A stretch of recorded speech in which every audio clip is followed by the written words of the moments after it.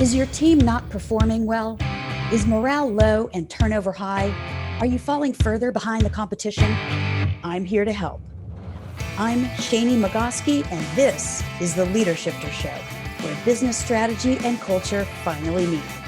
Explore shifts of all kinds required to build cultures of trust, engagement, and execution excellence. I promise I am not your typical boring leadership consultant, and I will help you and your team get your shift together. Hello, Leadershifters, and welcome to another episode of the Leadershifter Show with Shani. As most of you know, I define leadership in a very broad sense. It is not defined by your position or your status or your power. It's a way of showing up in the world and how you make a difference. And because of that, I have interviewed a wide range of people that I consider to be leaders. And today, I'm going to be interviewing a leader who has really innovated in a space that has had its ups and downs over the last, I would say, decade or so since it started to percolate. So let me introduce you to Genevieve LeJeune, who is the founder of Skirt Club. And Skirt Club is, I can describe it in a number of ways, sort of, investor speak would be sex tech. I would say, broadly speaking, it's all about female empowerment. And I'm going to let Genevieve tell us more specifically about what her inspiration was, what the mission is, and you're going to learn all about what the Skirt Club is, and we'll talk about what many of the challenges have been since she founded Skirt Club in 2004. So Genevieve, welcome to the Leadershifter Show. Hello, Shani. Nice to see you again. Thanks for having me on. So tell us, my first question really is, what was the inspiration for you to found Skirt Club? Myself, honestly, I found myself in a predicament back in 2013, long time ago now, where I couldn't meet other women like myself. I didn't identify as gay or straight, so there was this gray area in the middle, very taboo to be talked about. And I didn't feel comfortable sharing with my regular friends. It is my private life. My sexuality is my private life, after all. So I figured I needed some friends like me. So I went about starting a community for women who identified as bicurious or bisexual. Excellent. And you started it in London, which is your hometown. What was the initial reception to it in London, and how did you promote it? Well, London's a very special place. Everybody's looking to try something new. It's a very creative place too. So it was welcomed. And although, of course, many were nervous at first because they weren't quite sure if this was authentic. Right. There's a lot of players out there, right? So I had to meet a lot of women to get them to trust me, that I meant it genuinely, that this was something I was creating for us, not for any other reason. So once I got over those barriers, we were good to go. But I really had to meet and sit and have coffee with at least 50 members to convince them to come and join us. And then after that, of course, they spoke to their friends who spoke to their friends. And through word of mouth, we have created a 16,000 strong community globally. Absolutely. I love it. 16,000 strong. And in how many cities now globally? 15, where we're hosting events, and then of course every other city where we're hosting little get-togethers, like a happy hour or a brunch. So all major cities are covered. We host both signature parties, which is our very famous play party, and miniskirt, which is a cocktail in a private bar with burlesque performances. So both are great excuses for a girls' night out. Absolutely. And I want to come back to the events in a little bit after we do a little more education, because I'm guessing not a lot of listeners and viewers are familiar with Skirt Club. And, it might be anything from a curiosity to an atrocity to people. And so we, for those who are on that atrocity end, we want to dispel whatever notions they might have that cause them to be judgmental. So let's go back to, is there a formal, or what is the formal mission of Skirt Club as you describe it? Well, it's to normalize bisexuality, because for so long there was a lot of stigma attached to what that meant. I think mostly from confusion. We had all got our heads around what it meant to be gay, but we couldn't understand this halfway place in the middle. Often, bisexuals are coined greedy, indecisive, and want their cake and eat it too. Yeah, right. But there is an acronym LGBTQ, and there is a B in the middle there. I call it the silent B, because everyone seems to ignore it, and nobody stands up and puts their face to it either. Funny, yeah. It's so strange. I don't know. I do find that there, within LGBT, there's also opinions about what bisexual means, or does it mean anything? There's definitely some pushback within the community itself. So yeah, there's a few battles to fight to clear the name. Absolutely, I love that, the silent B in LGBTQ, because you're right. I mean, you don't hear a lot of organizations doing affinity groups for bisexual. It's gay and lesbian, it's trans, right? And then of course the other conversation is gender fluidity, but less so on sexuality fluidity. Right, and we recognize at Skirt Club that your sexuality is fluid. It changes through your life according to age or life stage. I'm pleased to say that right now we're seeing a lot of over 40 brackets joining Skirt Club, specifically because the pandemic taught them life was too short. And also, kids growing up, going to college, mom feels free to be her herself again after a life of serving others. So it's great to see a lot of women recognizing that it's important to put themselves first for once. Right. And to show that with a bit of self-love in terms of giving herself what she needs. Absolutely.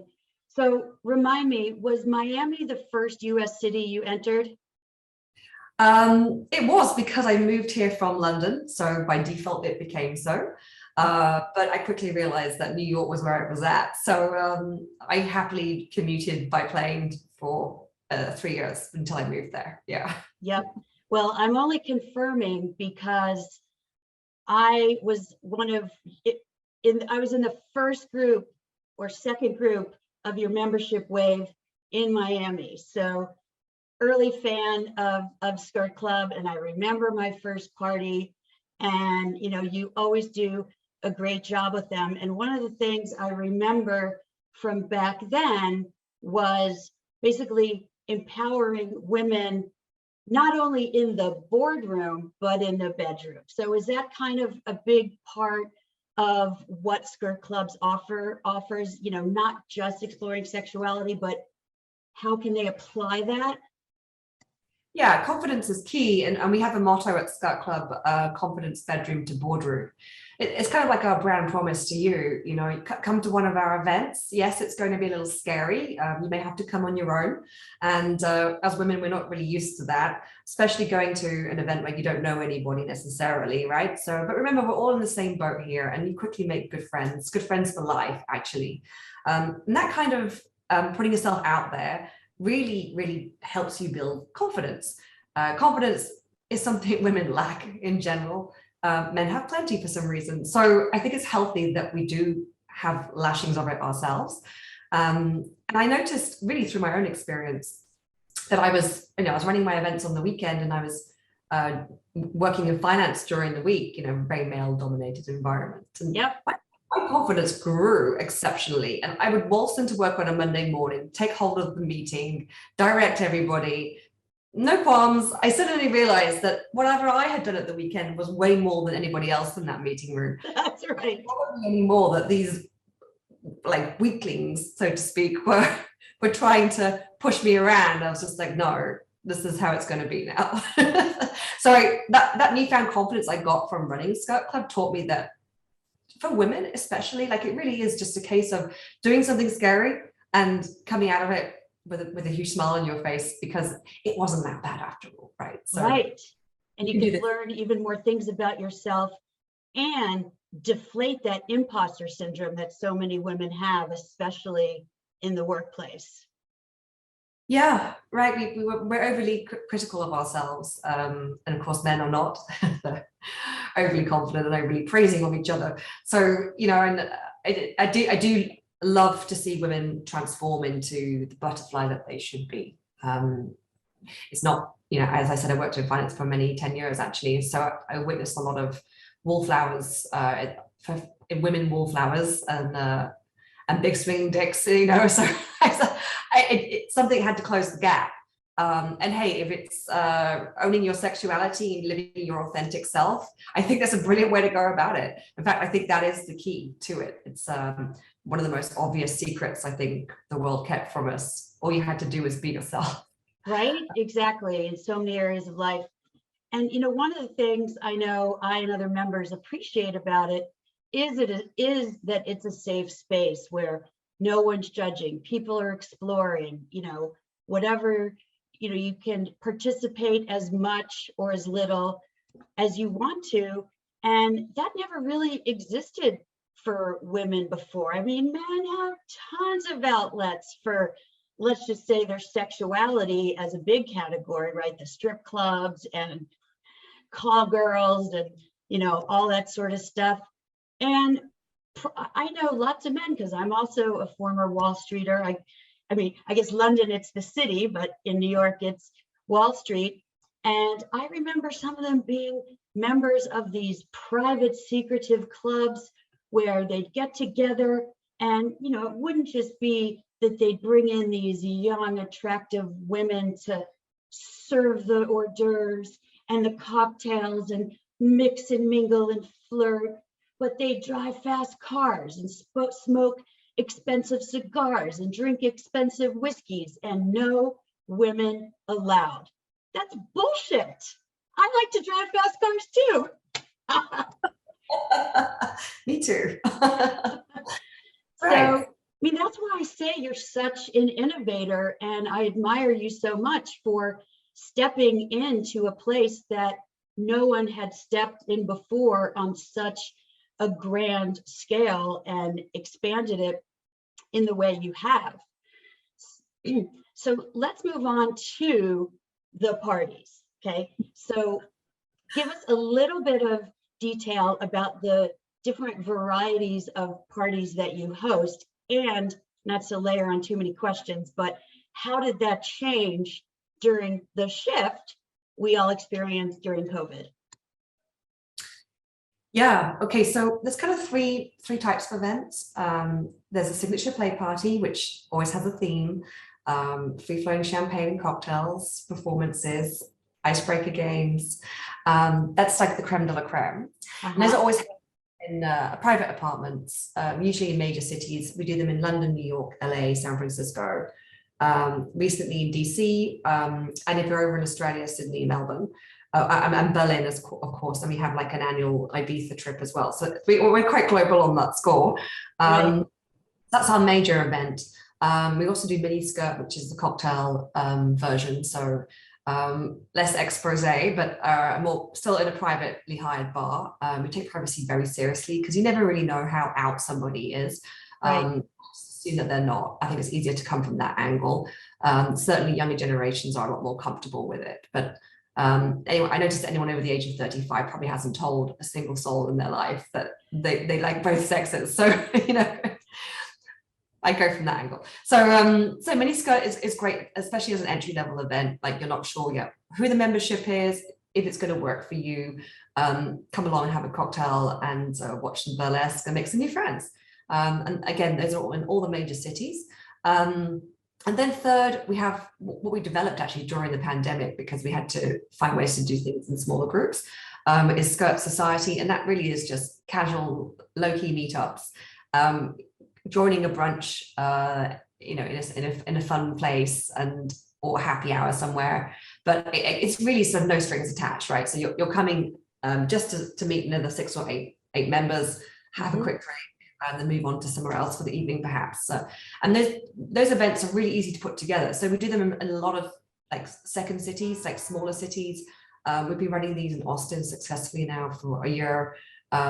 Chicago will be next, but like there's kinds of cities where it's not so LGBT friendly yet, but they're interested, you know, and they may then decide, oh, I'll come to New York for the weekend and participate in one of the bigger events.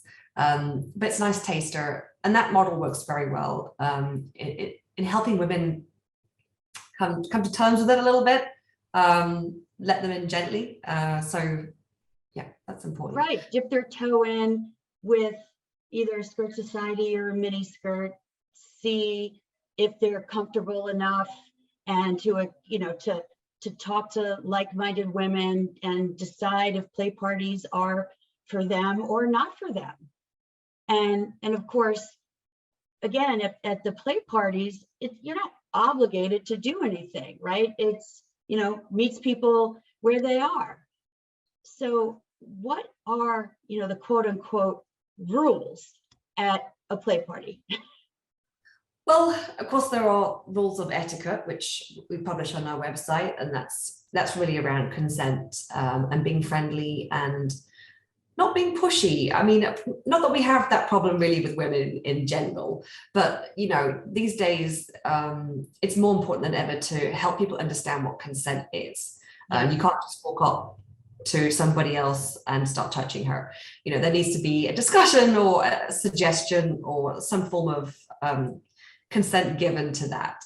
So that's a struggle for women on a whole, because we're not used to being the ones that make the first move. And immediately everyone's like, oh God, where do I start with that? It's so awkward. We're used to men coming and chatting us up and taking us to dinner and telling us whether we're going to be their girlfriend or not. Those rules are dead. So we have absolutely, that's part of the empowerment. Right. Like men don't have to dictate the pace and tenor of everything anymore. Right. So death to the patriarchy, in comes the matriarchy. We are doing things for ourselves, like sisters do. And so it's got kind of, it's girl on girl. So, who's going to make the first move? One of you has to. And that's okay. It's good practice. It really gets you out of your shell. Once you've done it twice, you kind of feel okay with that. It's just a conversation at the end of the day. So not only are we teaching women to ask for consent, but we're teaching women to say no, because we're not very good at that either. We end up saying yes just to please somebody because we don't want to hurt them. Yeah. Unfortunately, we just end up hurting our own feelings in the long run. So, you really have to listen to your body. Is it a yes or a no? And if it's a no, we'll give you ways to say that in a lovely, gentle, kind way. So yeah, don't worry, it's all doable. And you can come out of this having the experience that you truly, truly want. We do love the fact that there's no pressure at our events, because that's the one thing we're trying to get away from. One of the reasons I started Skirt Club was because I was really, really quite fed up with the way an ex-boyfriend had been treating me. He was leveraging my bisexuality for his own gain. Right. Oh, good. Threesomes. Every night. Oh my God, this is not what I meant when I said I think I'm bi. So needless to say, that didn't last, but men are persuasive, and they'll use manipulation to get what they want. I'm sorry, but they do. And so we need to teach women to say no, to learn that there's no pressure to do anything. Like, you really should only do what you want to do. And it's, Skirt Club's a very safe space for that reason. There are no men allowed. I wouldn't trust them to behave themselves, quite frankly. So I do get the question quite often, well, why not? You ruined it, guys. So now you're not allowed in. Also to protect her so she can think for herself and not be influenced by him and what he wants, and making her feel guilty for not pleasing him. This needs to be removed so that she can remember or get to know who she truly is. Right. All right. So your journey from 2014 to present has not been without some tidal waves of disruption. And I'm hoping you'll share with the audience here some of the obstacles you came up against, how you handled them, and what the key lessons were that you learned, starting with, and I remember when this happened, your bank dropped you like a lead balloon with no notice. So walk us through what happened and then what the aftermath looked like. Yeah, well, that happened twice, two banks, unfortunately. Honestly, you'd think we were doing something illegal, wouldn't you? Alas, no, nothing illegal about being bisexual. So yeah, I just woke up one morning and my account was frozen and I couldn't access my money. And that was a problem because I'm running a business. And right, I mean, it was probably your, operating cash for the business, and it wasn't an insignificant amount. No, they confiscated £20,000, which is like $30,000, and that was everything I had, right? I was left with nothing. So I'm now paying I had to pay my suppliers from my personal account because I had to pay them, and then fight HSBC UK as to why have you frozen my money, and then just no response from them for 18 months. I called every single day. And then I would just sit on the phone and say nothing sometimes because they couldn't give me an answer, but they couldn't put the phone down either. So we just sit there in silence together for hours. just because I'm like, you need to tell me why and give me my money back. And then just sorry, we can't help you. It's frustrating on so many levels. First of all, that they could legally just freeze your money for no reason. And two, that they wanted to reject Skirt Club as a customer to begin with. I mean, your money's as green as anybody else's. Right. I mean, we've always been positive cash flow. There was no reason other than they didn't like, I guess, the association. I'm not entirely sure. I still don't know to this day. I mean, I only got my money back because I hired a finance director who contacted the Ombudsman, which is an organization in the UK, takes big banks and holds them accountable. And HSBC didn't even argue with it. They just gave the money straight over to them. But they wouldn't do that with me, no. Right. Well, of course not, because you don't wield a big enough stick, like at least according to, the way their twisted minds operate. God, that is so frustrating. Okay, so what impact did that have on your business? Well, I couldn't take any credit card transactions on the website because it wasn't just the bank that dropped us. It was Stripe and PayPal. So they are credit card processors, right? So you need two people. You need the bank to put the money in, and you need the credit card processors to take it from the credit card and put it into the bank. Mm-hmm. So I lost both in the same week. I'm guessing that they were in communication. And there was, I just thought, well, I'll just open another account. It can't be that bad, right? There's lots of banks in the world, lots of credit card processors in the world. But actually there are only really two. There's PayPal and Stripe, and they banned me. So, then I have to go to the high risk providers, of which there are, I'd say about 50, and they're very small. So it's like a one-person company. And they make you fill out these long forms with a lot of private information about who you are, which, worries me. And I was rejected by all of them. Right. And eventually I had a friend of a friend of a friend who gave me the reason why. Because again, I can't talk to anyone, it's just forms. And they said, well, it's because your revenues aren't high enough. So they're only interested in high-risk businesses like Pornhub who make millions because, hey, it's a good business. You can ask for 6% per transaction versus the regular 2%, 2.9% on Stripe. You can make a lot of money, but my revenues were just not high enough for that to be interesting. So I was very unattractive to the high-risk processors. Eventually, after it took me 8 months, to find one processor that would accept me, and they're in Malta of all places, and even they said, they just laughed and they were like, we can't understand how you're in this predicament. It's Finally, an open-minded financial institution. Right. So, I mean, like almost apologized on behalf of the industry because, you know, obviously I'm like the least threatening high risk business you're going to come across. But yeah, of course, nobody wants to hear the honest truth about what it is you do. They just see a scantily clad body on your website and that's it, you're porn. Right, right. Even though you're not. Like, oh, that pisses me off so badly. And in that period during which you literally couldn't accept money for memberships, event admission, etc., what did you do to stay afloat? Well, it was a 6-month hell, you know, because at Skirt Club, I don't have a big team. Like it's me who's operating everything on the back end. And where I had a smooth, you know, I'm selling like 100 tickets for an event, right? And I'm doing about, I'd say 15 events a month.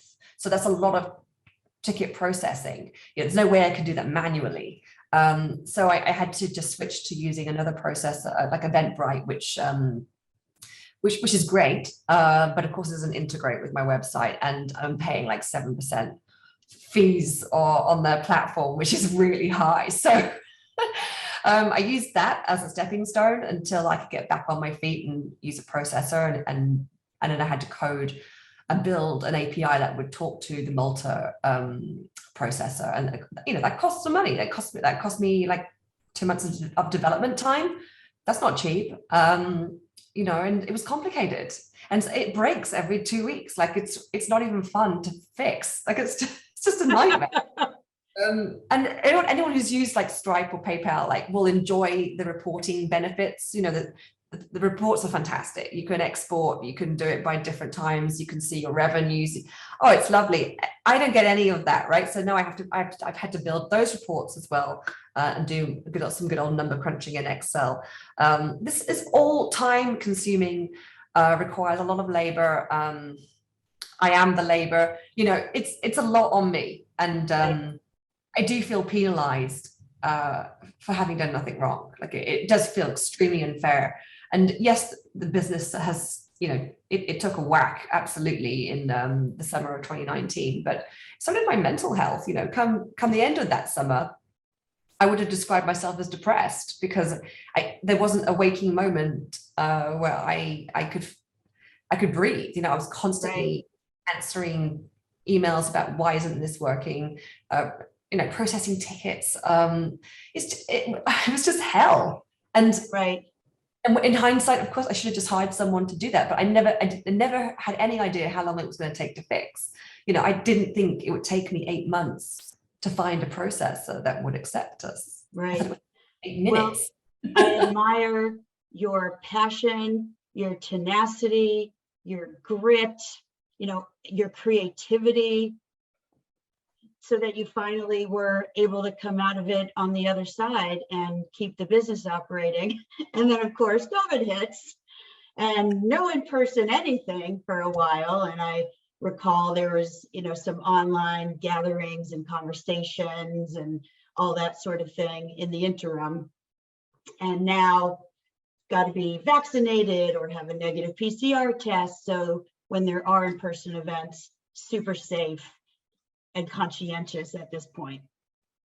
And as women, we naturally are that way, you know. So I couldn't, with good sense, host an event where I didn't ask for you to be tested on the way in. Like it's just so easy to do. Like, why would you not?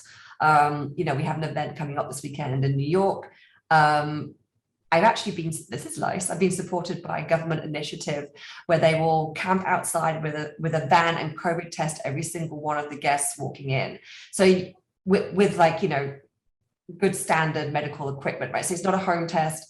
It's a PCR, 15-minute rapid PCR, which you can do now. And everyone's at the party safe, knowing that they're all negative and they can relax. And I know it weighs in their minds. I know everyone doesn't want to go home and give it to their family. Even if they are vaccinated, there's no guarantee against that now. Variants are aggressive. So we do everything we can. And, you know, look, COVID was a blessing in disguise. I honestly do see the silver lining of it. You know, we had, and of course, I'm not speaking for everyone here, I'm talking for myself only, but, you know, I had 18 months kind of rest. And, you know, I wasn't hosting 15 events a month. And it was nice. Right. No, I agree with you. I was on the road like 40, 45 weeks a year for a long time every year before COVID, and it was freaking exhausting. So I share your glee in getting some rest and even some routine back, you know, sleeping in my own bed, not living out of a suitcase, you know, being able to work out more regularly, going to the chiropractor instead of, you know, once every 6 months to, you know, more regularly to take care of myself. Or just popping Advil every morning to get rid of the back pain. Right, exactly. Band-Aid instead of curing the disease. So I know that there is a documentary in the process of being made about Skirt Club. And it strikes me that that could be, and you can confirm, an indication that the tide is changing as far as perception of what you're doing. Yeah, oh my God, it's much more welcome with open arms these days. A lot less, in fact, no judgment. I really don't get much judgment, which is nice. You know, it's how it should be. Yeah, this is actually a third documentary that we're doing. I get a lot of invitations these days. Of course, there is a small line that needs to be crossed carefully when they ask to bring cameras into an event, because we don't even allow our members to take photos, you know, inside. So, you know, it has to be created purposely for the documentary. Everyone attending has to sign a waiver and agree to be on screen. So that's a lot of work to get done, you know, helping reassure women, you know, where it's going to be shown, how, in what light, you know, a lot of questions. But it's the third one, and it's great because I think the world is quite fascinated. You know, it's like, well, why do you want to have both a boyfriend and a girlfriend?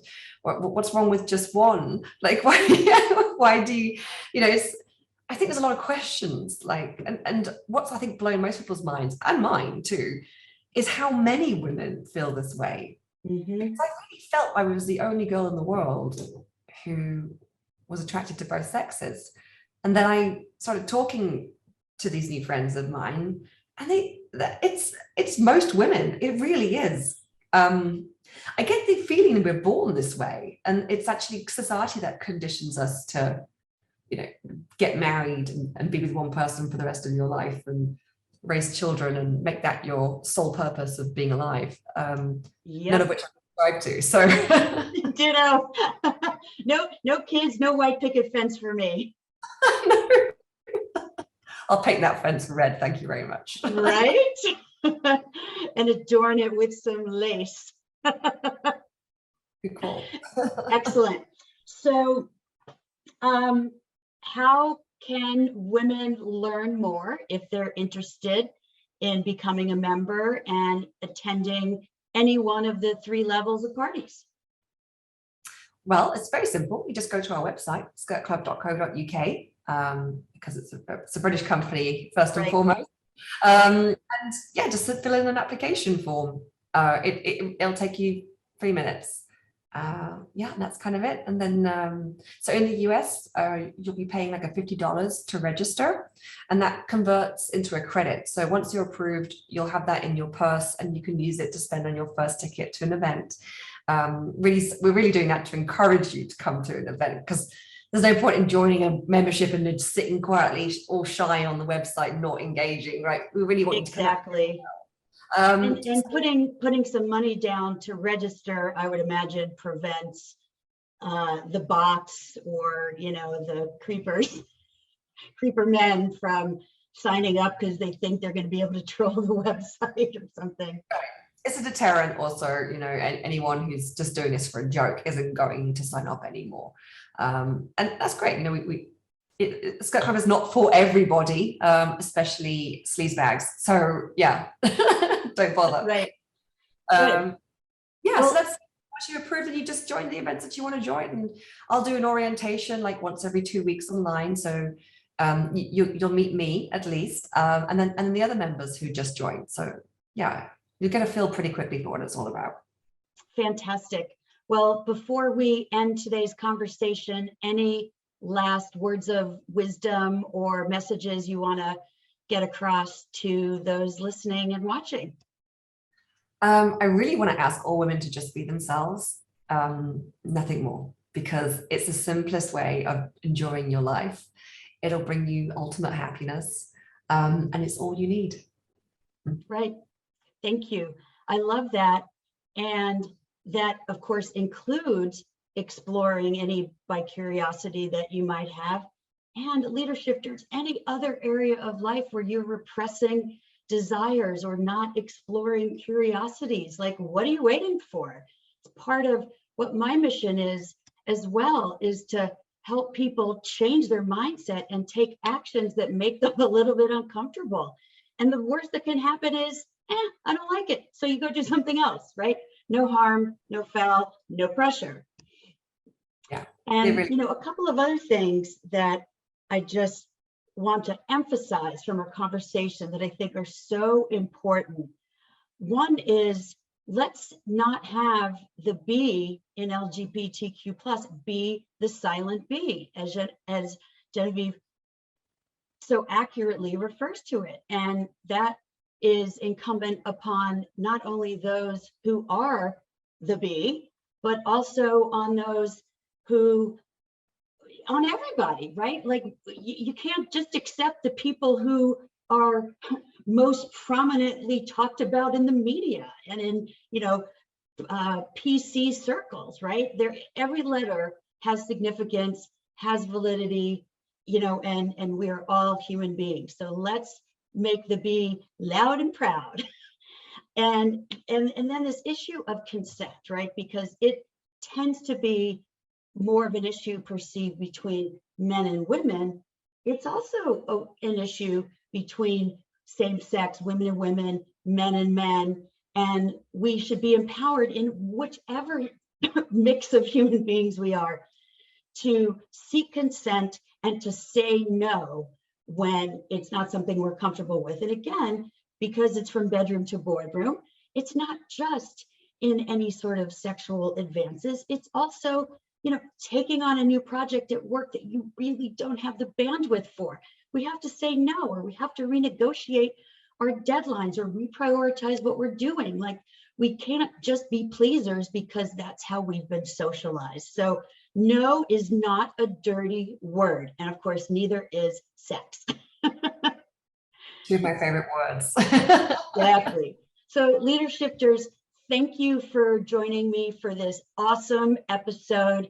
You know how to reach me, the leadershiftproject.com, and on Instagram, Facebook, LinkedIn, Twitter. DM me if you have questions or, you know, want to know more, and or if you have some fantastic guests to recommend to me. Until next time. Mwah.